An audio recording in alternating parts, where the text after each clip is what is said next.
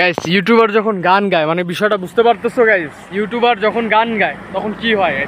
তো আমি এখন কোন লোকেশনে আছি তোমরা দেখলেই বুঝতে পারতেছো গাইস। একেবারে মনোরম একটা পরিবেশ, পাশে আছে গাইস একটা কালভার, তারপর দিয়ে ছোট বিরহমান একটা খাল বলতে পারো। এটা হচ্ছে নদীর সাথে সংযুক্ত। তো নদী থেকে আসলে জোয়ার ভাটার কারণে পানি আনাগোনা করে, এই হচ্ছে অবস্থা। তো এখন আমি যাচ্ছিলাম গাইস ডিউটিতে, তো যাওয়ার পথেই দাঁড়িয়ে গেলাম এরকম আসলে প্রাকৃতিক সৌন্দর্য দেখে। তো এখানে দাঁড়িয়ে একটা গান গাইতে মনে চাচ্ছে গাইস। তো না গেলে পেটের ভাত হজম হবে না, সেটা হচ্ছে খোলা হাওয়া। যদি শুনতে চাও থাকো, আর না শুনতে চাইলে চলে যাও।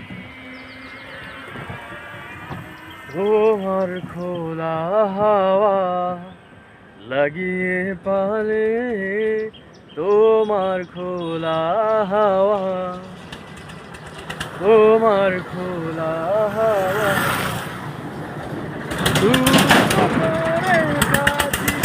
আমি ডুবতে রাজি আছি, আমি ডুবতে রাজি আছি, তোমার খোলা হাওয়া।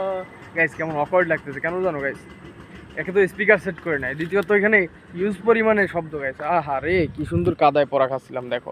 এই এখনই যাই তো পুরা কাদা হেভি লাট খাইছে গাইস, অবস্থা খারাপ গাইস। তো ভালো একটা মুড নিয়ে দাঁড়াইছিলাম কিন্তু ওয়ে নাই, স্পিকার সেট করে নিয়ে এখন করতে গেলে অনেক বেশি সময় লাগে গাইস।